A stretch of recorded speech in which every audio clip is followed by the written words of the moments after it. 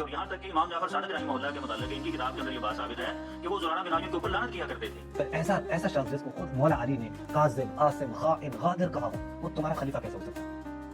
دیکھیں زرارہ بن عایون جو ہے روافض کا اس کا بڑا مقام و مرتبہ ہے، اس کو اپنا بڑا محدث اور ثقہ سمجھتے ہیں اور اس سے بہت سا انہوں نے علم بھی لیا ہوا ہے. لیکن جب ہم ان کی کتب کا مطالعہ کرتے ہیں، ان کی پہلی بات یہ آپ مطالعہ نہیں کرتے کتب کا، آپ بنا بنائے چیزیں جو ہے وہ اٹھا کے رکھتے ہیں، آپ مطالعہ نہیں کرتے. آپ یہ بات نہیں کرتے جب ہم کتب کا مطالعہ کرتے ہیں.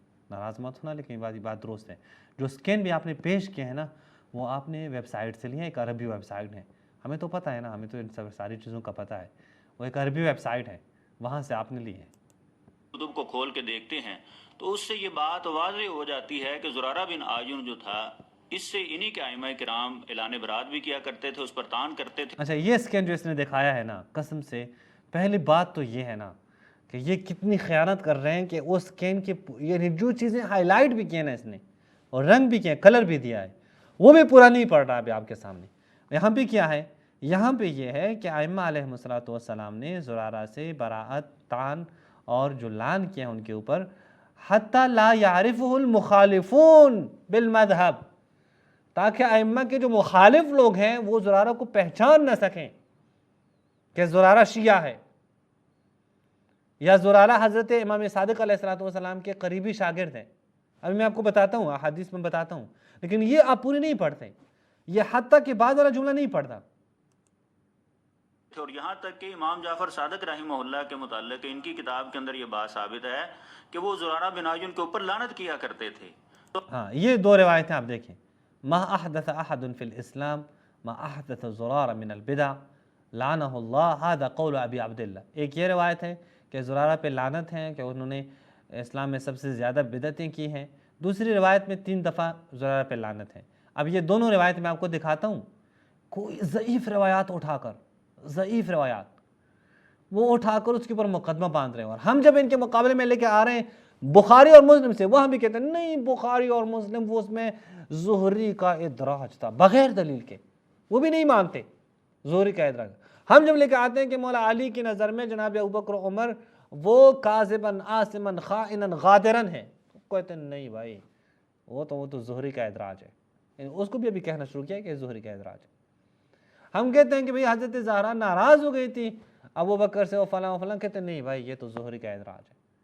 اور ہماری کتابوں پہ جب آ جاتے ہیں تو سند میں دیکھتے نہیں ہیں، پڑھتے ہی نہیں ہیں کتابیں، بنا بنائے ویب سائٹ سے اٹھا کے صرف بیٹھ جا کے کلپ درست وہ کرتے ہیں، ریکارڈ کرتے ہیں. تو ہم پوچھتے ہیں کہ ایسا راوی کہ جس کے اوپر انہی کے ائمہ کرام لعنت کر رہے ہوں، وہ ثقہ کیسے ہو سکتا ہے اور اس سے علم یہ کس بنیاد پر لے رہے ہیں؟ پھر ایسا شخص جس کو خود مولا علی نے کاذب، عاصم، خائن، غادر کہا ہو، وہ تمہارا خلیفہ کیسے ہو سکتا ہے؟ وہ میرا راوی کیسے ہو سکتا ہے میں ابھی آپ کو بتاتا ہوں، لیکن ایسا شخص پھر ایسا آپ کا خلیفہ کیسے ہو سکتا ہے؟ اس کا جواب دے دیں. دیکھیں زرارہ بن اچھا، اب جاتے ہیں نا خود اس چیز کی طرف کہ انہوں نے کیا بات کی ہے اور کون سی روایات پڑھی ہیں.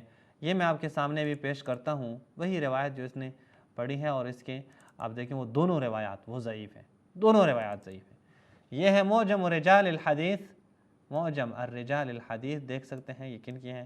آیت اللہ خوئی رحمۃ اللہ علیہ کی کتاب ہے، کتاب الثامن، جلد الثامن، اور انہیں 8ویں جلد پر، ایک منٹ صفحہ بھی بتا دوں، صفحہ نمبر 238 پہ آپ دیکھیں کیا کہتے ہیں کہ حضرت ابو عبداللہ علیہ السلام نے ابو بصیر کو کہا کہ سب سے زیادہ بدعتیں زرارہ نے کیا فلاں. اقول الروایہ ضعیفہ، روایت ضعیف ہے، بجبریل بن احمد ایک، و ابراہیم و عمران، تین افراد، 3 راوی اس روایت میں ہیں. فَإِنَّهُمْ كُلُّهُمْ مَجَاهِلٌ، تینوں کی تینوں مجہول ہیں. سبحان اللہ، آپ ایک روایت لا رہے ہیں جس کی سند میں 3 راوی مجہول ہیں، اس سے استدلال کر رہے ہیں، کلپ ریکارڈ کر رہے ہیں کہ بھائی اوہو بس ہم نے ثابت کر لیا زرارہ کے خلاف. اچھا، پھر دوسری روایت جو نقل کی ہے، دوسری روایت بھی یہاں پہ موجود ہے، وہی دوسری روایت جو اس نے پڑھی ہے کہ لعنت کی ہے حضرت امام صادق سے.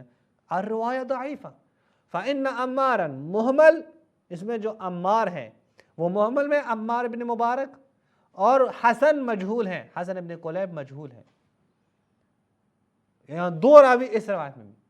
تو کم سے کم اگر آپ استدلال بھی کرنا چاہیں تو کوئی صحیح سند روایات تو اٹھائیں۔ اچھا، ہم کیا کہتے ہیں؟ ہم کہتے ہیں کہ ائمہ نے جو ان راویوں کی مخالفت کی ہے وہ کس وجہ سے کی ہے، اس کی وجوہات کیا ہے، وہ میں ابھی آپ کے سامنے بیان کرتا ہوں۔ لیکن قبل اسی کہ ائمہ وہ وجوہات بیان کروں آپ کے سامنے، میں ان کے جو فضائل ہیں صحیح سندوں کے ساتھ وہ پڑھتا ہوں۔ یہ ہے معجم رجال الحدیث، آپ دیکھ سکتے ہیں یہاں پہ جزء خامس عشر اور صفحہ نمبر 146 پہ کیا کہتے ہیں؟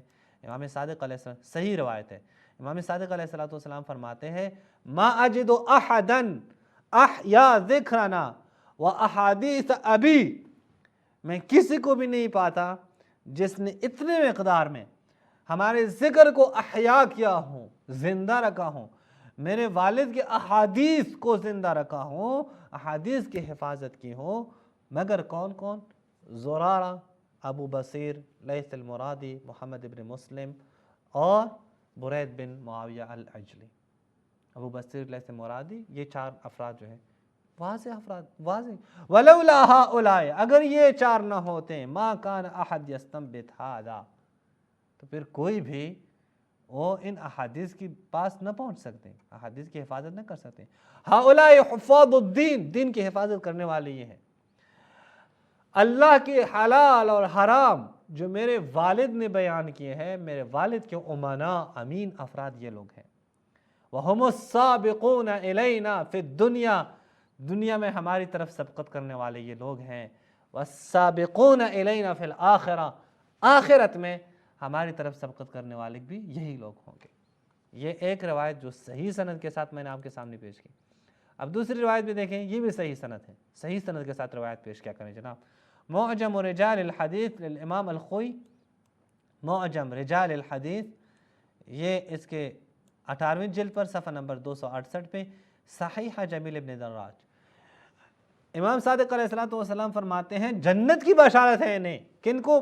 برید بن معاویہ، ابو بصیر، لیث بن البختری المرادی، محمد ابن مسلم اور زرارہ، اربعۃ النجباء، یہ نجیب افراد، یہ 4، امناء اللہ علی حلالہ و حرامہ، ولولا ہؤلاء، اگر یہ نہ ہوتے، لانقطعت آثار النبوۃ واندرست، تو آثار نبوت منقطع ہو جاتے اور تباہ ہو جاتے، روایات کی حفاظت نہ ہوتی۔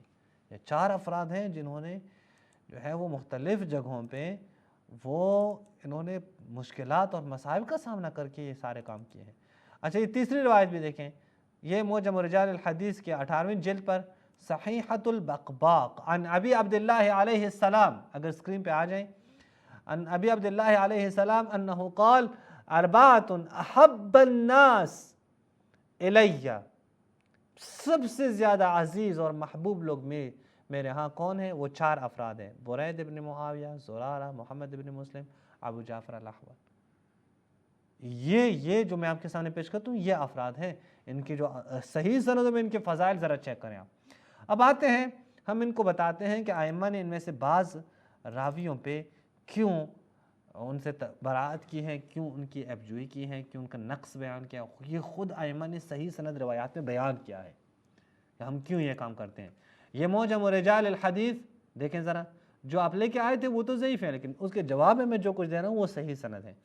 4 جلد پر صفحہ نمبر 198 پہ آپ دیکھیں، کشی میں ہے صحیحۃ عبداللہ بن زرارہ کہ امام صادق علیہ السلام نے زرارہ کے بیٹے کو کہا کہ میری طرف سے سلام کہیں، کن کو؟ اپنے والد کو، میں جب ان کے عیب بیان کرتا ہوں دفاعا منی عنک، کہ انہیں کہہ دیں کہ میں دراصل زرارہ کی دفاع میں کرتا ہوں، چونکہ لوگوں کو پتہ ہے کہ یہ میرے بڑے قریب ہیں۔ اگر لوگوں کو، میرے عدو کو معلوم ہو جائیں کہ یہ میرے بڑا قریب ہیں اور ان کا بڑا مقام ہے میرے نزدیک، تو ان کو نقصان پہنچائیں گے، اسی لیے فاحببت، بس میں نے چاہا کہ میں ان کے عیب کروں تاکہ لوگ کہیں کہ او اگر یہ اتنا قریب ہوتا، ان کا مقام ہوتا، میرے دشمن کو پتہ چل جائے، میرا دشمن کہے کہ اگر ان کا اتنا ہی بڑا مقام ہوتا یا یہ امام صادق اتنے قریب ہوتے تو امام صادق ان کے خلاف نہ بولتے، امام صادق ان کے خلاف بولے یہ ان کے قریب نہیں ہے، چھوڑ دو، ان کو کوئی نقصان نہیں پہنچانا۔ یہ دراصل جو میں کرتا ہوں وہ کہتے ہیں میں اس لیے کرتا ہوں، امام صادق علیہ السلام فرماتے ہیں کہ تاکہ یہ جو صحابہ ہیں، یہ جو میرے ساتھی ہیں، یہ جو میرے اصحاب ہیں، صحابہ نہیں اصحاب ہیں، ان کی جانیں جو ہیں وہ بچ جائیں، ان کو کوئی تکلیف نہ ہو۔ آغا خوئی کہتے ہیں کہ وَهَذِهِ الصَّحِيحَةُ الصَّرِيحَةُ الدَّلَالَةُ على أن الصادق إذا صدر منه عيب أو نقص بالنسبة إلى زرار وأضرابه فهو من باب التقية، یہ من باب التقیہ ہے، وحفظ نفوسہم، یہ ان کی جانوں کی حفاظت کی خاطر ہے۔ اور یہ تقیہ والی بات یہ خود آپ کے علماء میں ہے بھی موجود ہے، آپ کے علماء نے بھی بیان کیا ہے۔ مثلا آپ کا نووی تو کہتے ہیں کہ امام حسن نے تقیہ میں کیا کیا ہے، وہ خلافت دی ہے معاویہ کو۔ یہ کتاب المجموع یہ کن کی ہیں؟ یہ آپ ہی کے علماء کی کتابیں ہیں، آپ دیکھ سکتے ہیں یہاں پہ اس کے جلد نمبر 21 ہے، صفحہ نمبر 29 پہ وہ کہتے ہیں امام حسن علیہ السلام کیوں صلح کی، کیوں حکومت دی معاویہ کو؟ وہ کہتے ہیں عالم انہ لا ناصر لہ ولا معین فخلع نفسہ تقیۃ، ممکن ہے تقیہ کے طور پہ انہوں نے یہ کام کیا ہو۔ ایک اور حوالہ بھی آپ کو دیتا ہوں کہ خود یہ آپ دیکھ سکتے ہیں کہ عمار بن یاسر نے بھی تقیہ کیا ہے۔ یہ التراث الاصلاحی یہ محمد بن عبد الوہاب کا کیا ہے، پوتا ہے، عبد الرحمن بن حسن ابن امام محمد بن عبد الوہاب، جو آپ کے ہاں کیا ہے، آپ کا خدا ہے۔ اس کے صفحہ نمبر 224 پہ وہ کہتے ہیں من کفر باللہ من بعد ایمانہ الا من اکرہ وقلبہ مطمئن بالایمان، یہ آیت نازل ہوئے عمار بن یاسر کی شان میں جب کفار مکہ نے ان کو پکڑ لیا، ان کو گرفتار کیا بے امام ان کے پاس، ان کو مجبور کیا کہ وہ کفر کا کلمہ کہیں، انہوں نے کفر کا کلمہ کہا تاکہ ان کو اذیت نہ دیں، پھر وہ رسول اللہ کے پاس آئے، رسول اللہ نے کہا کہ دوبارہ تمہیں پکڑ کے تمہیں اذیت دینا چاہیں تو پھر بھی تم کلمہ کفر کہو، یہ ہجرت سے پہلے کی بات ہے۔ تو یہ آیت نازل ہوئی کہ کوئی مسئلہ نہیں اگر اس نے کلمہ کفر کہا ہے۔ بس واضح ہوا کہ جو روایات آپ لے کے آئے ہیں، نمبر 1 وہ تو ضعیف و سند ہے، نمبر 2 ہمارے پاس جواب موجود ہے اور امام نے صحیح سند کے ساتھ بیان کیا کہ میں اگر اپنے کچھ شاگردوں کی مخالفت کرتا ہوں تو اس باب سے کرتا ہوں۔ نمبر 3 یہ تقیہ تو آپ کی کتابوں میں موجود ہے۔ نمبر 4 آپ نے دعویٰ کیا کہ آپ ہماری کتابیں پڑھتے ہیں لیکن آپ ہماری کتابیں نہیں پڑھتے، یہ آپ بنا بنایا مواد صرف کاپی پیسٹ کر کے کلپ پر ریکارڈ کرتے ہیں۔ والسلام علیکم ورحمۃ اللہ وبرکاتہ۔